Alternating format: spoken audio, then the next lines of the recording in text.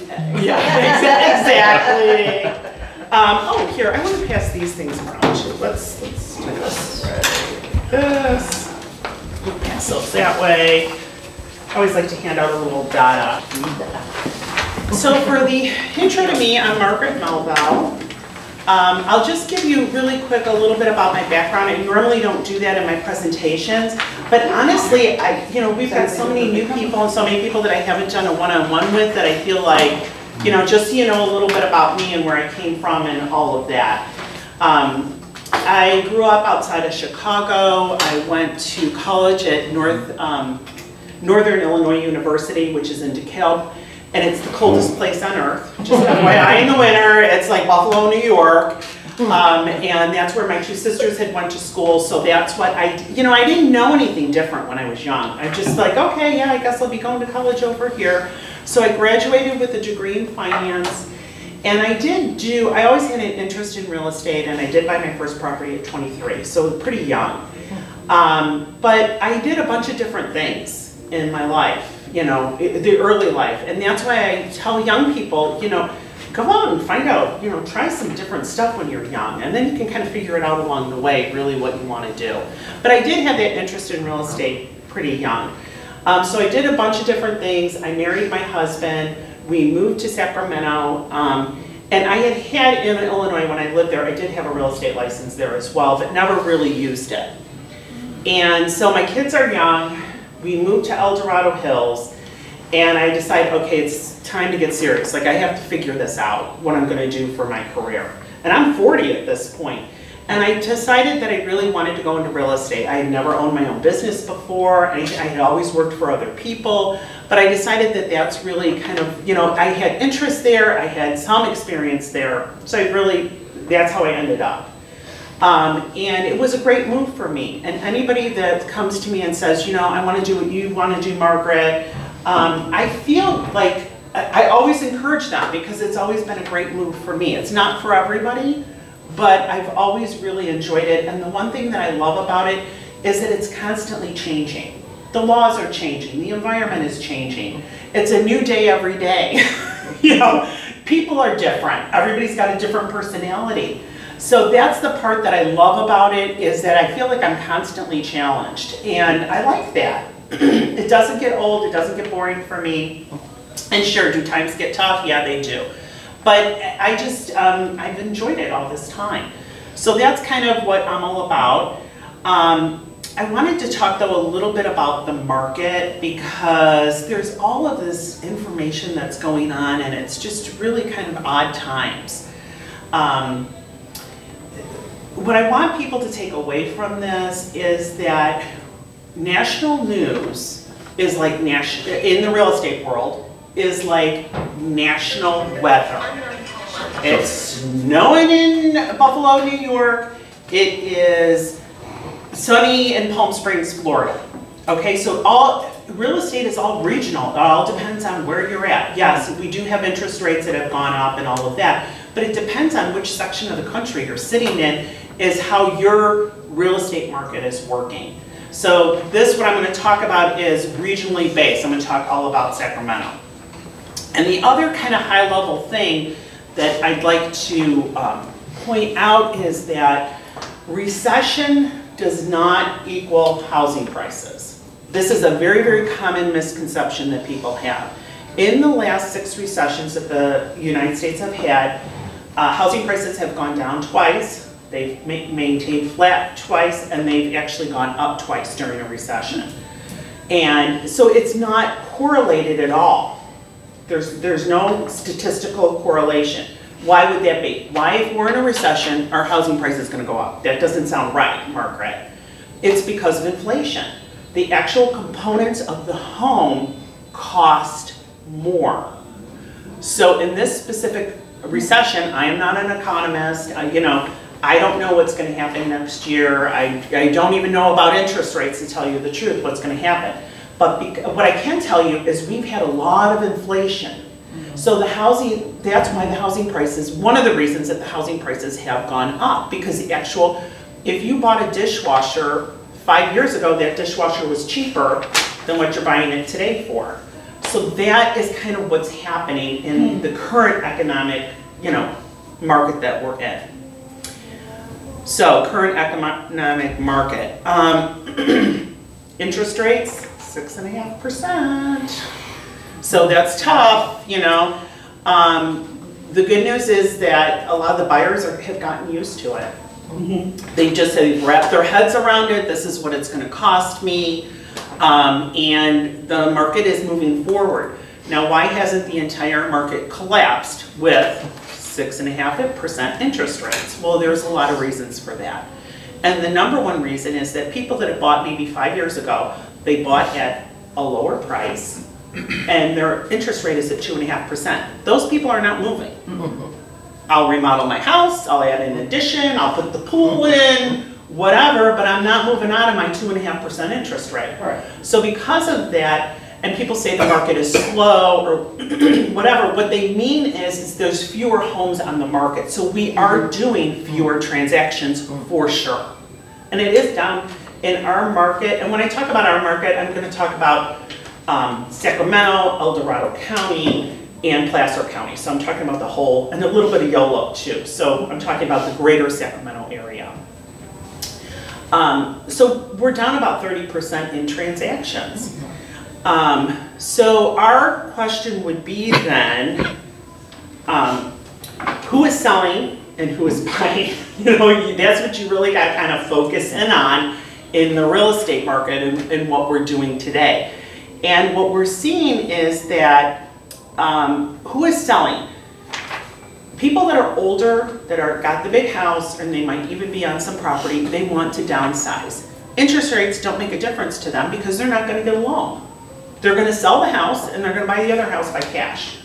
So in that situation, those people are moving that are looking to downsize, which there are a lot of baby boomers that are out there that are looking to downsize. They just don't want that big house and all that responsibility and the cost, the utility costs for the house. Yeah.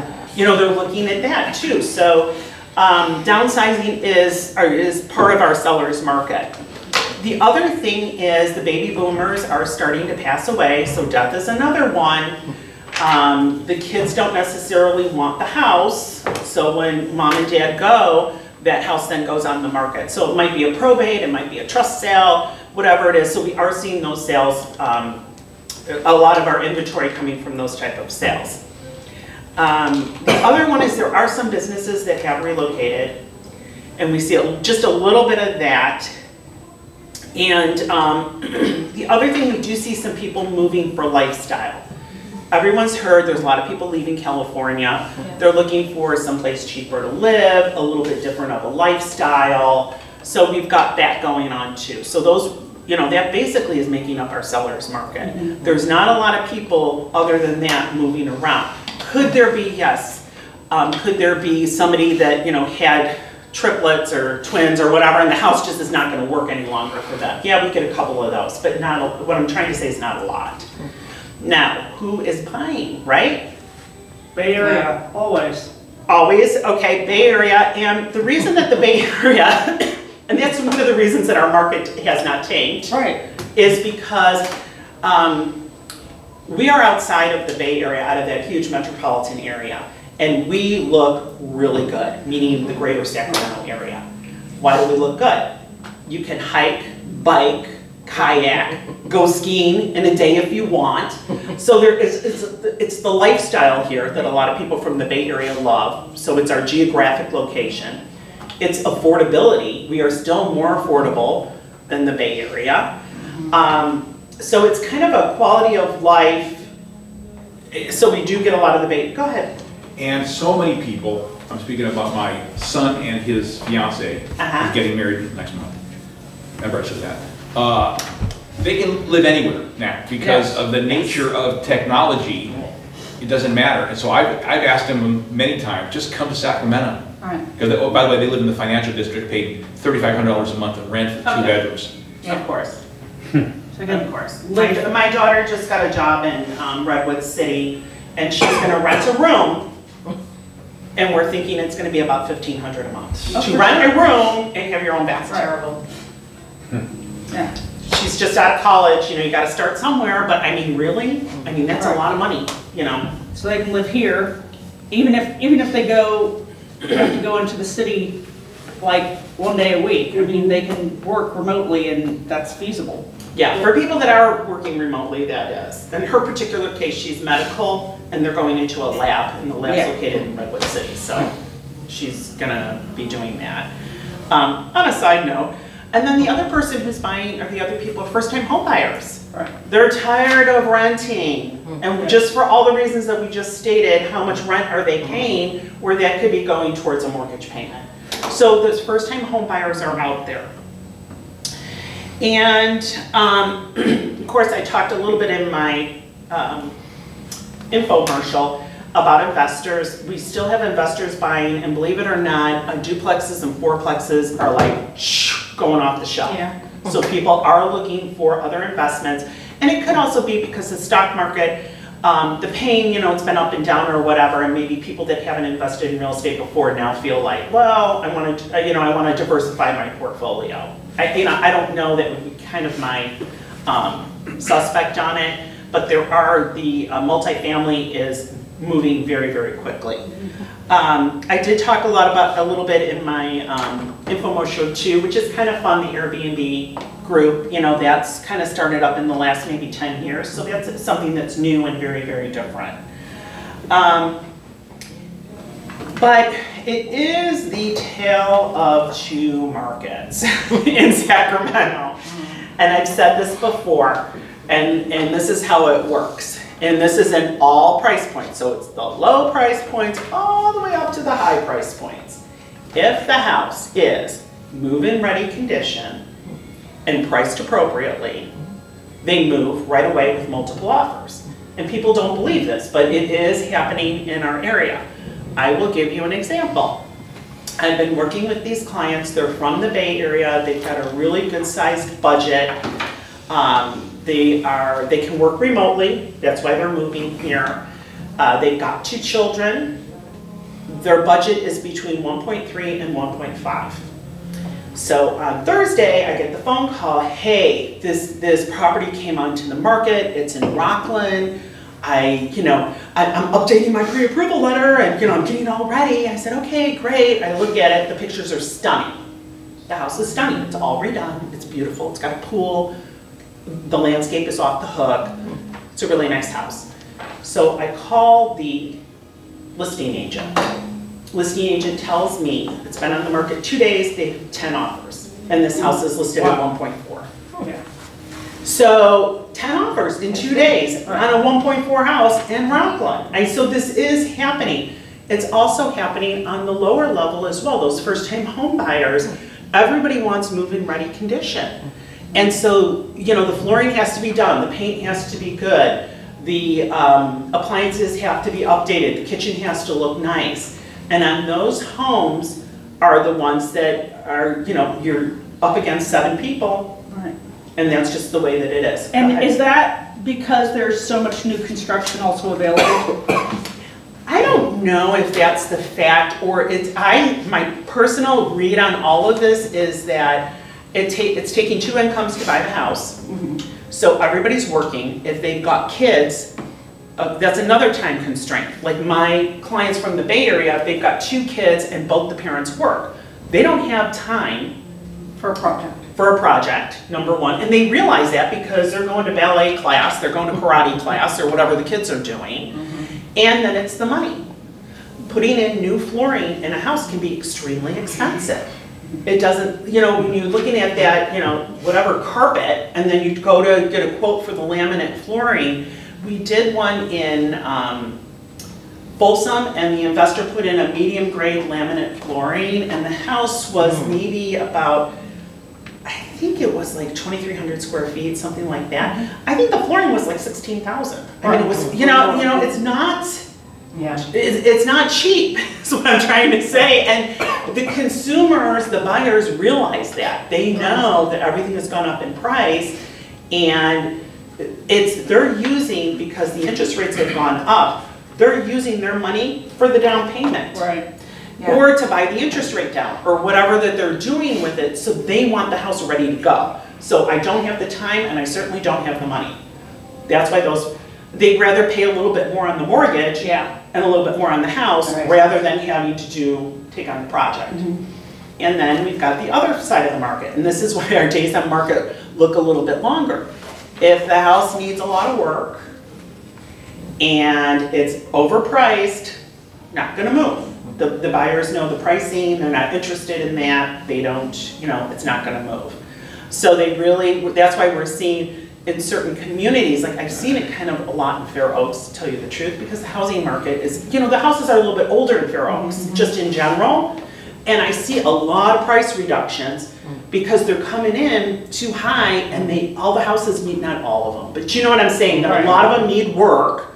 And so, I've seen price reductions there, and days on market there is fairly long. And that's why I'm talking regionally. Everything depends on where you're at is what's happening.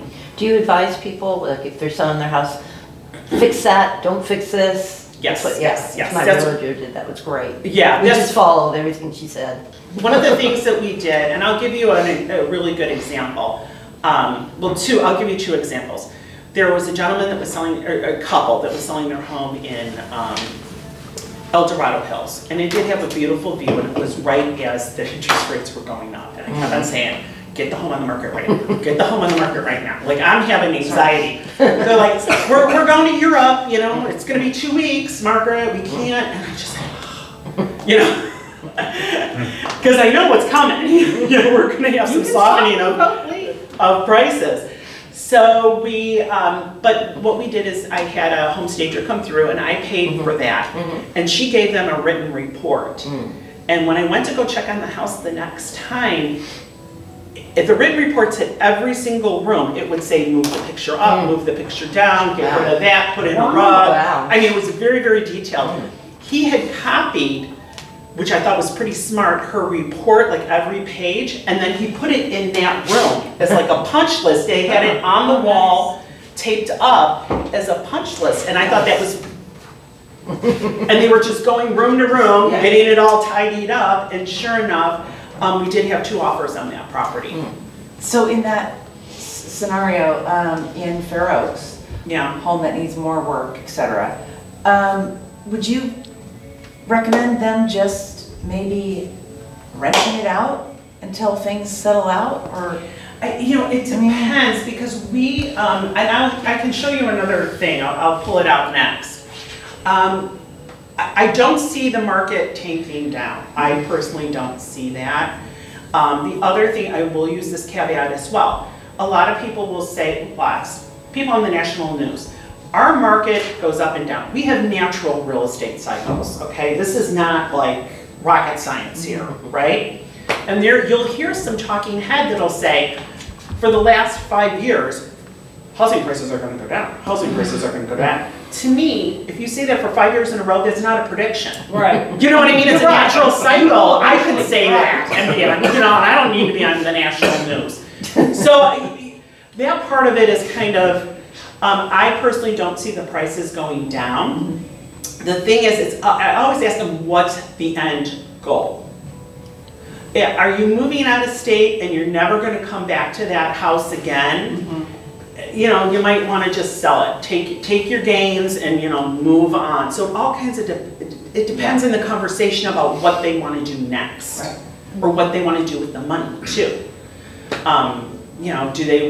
How they want to divide that up. The other thing is it also depends, you do get the step up in basis. So if somebody has passed, you get that step up in basis, which means that you're not going to pay tax from what they paid on it to what it appraises out for the day that they passed. So for children, adult children, that's pretty good because they're getting that money. Basically, you're not going to pay capital gains on it. So that's another consideration, is the tax consideration on renting. Right. Gotcha. Thank you. Is what I would say. Okay. And I think that's all I have for you guys. I'll just give you this one. I know it's really hard to see. This is the median sales price, okay, throughout the years in our area of Sacramento, Placer, Yolo, and El Dorado counties. This is 2018, 2019, 2020. You see what happens in 2020. The median home prices start to go up, they're getting away. Okay, yellow is 21, where we had from 20 to 21, you see a huge price increase over year, okay? Then, and we're doing it in 2022 too, but then the interest rates went up. So we did have a correction in the market at the end of 2022 for the median prices.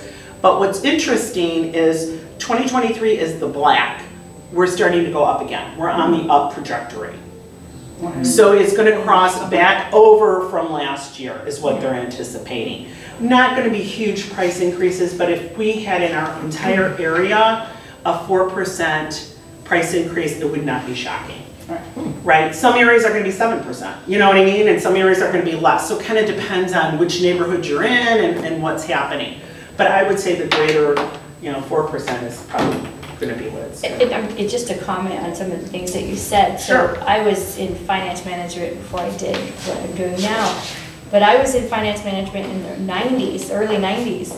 The premier interest rate, people were pulling seconds on their home at 10.5%. And they were coming in and buying Lexus from me, going, I'm going to buy it with my second. And I said, I have 7.5. That was prime rate. And I know all of us are old enough to remember, well, maybe some of us aren't, but most of us are old enough to remember that time. And then maybe if we know other people who are old enough to remember the 70s when 19.9% was a rate to buy a house. So I think that the market's stabilizing in terms of interest rate, but everybody's so afraid to say, oh, it's going up. No, it's kind of stabilizing. That 2% and 1% was not sustainable. Right. Yeah. And you're in the banking business, you know it's not sustainable. So I always say, let's put it back, what I do now, putting perspective on different thinking. So I know you have to do that with your clients, going, wait a minute, this is not as bad as you might think. Yeah, and like I said, those first-time home buyers that everybody was in shock when they first went down, or when the interest rates first went up, there was a lot of sticker shock and panic and whatever. But it turned out the people that did wait, the prices went down a little bit and now they're going up a little bit. So it's not like you necessarily, if you're trying to, timing the housing market is like trying to time the stock market. Very difficult. So, and I know some people that have done it, but the majority, if you need a roof over your head, buy a house. Or buy, buy what you need to do. So any other questions? And then I'll get, because we're going to go. What is the average time that a family stays in a house currently?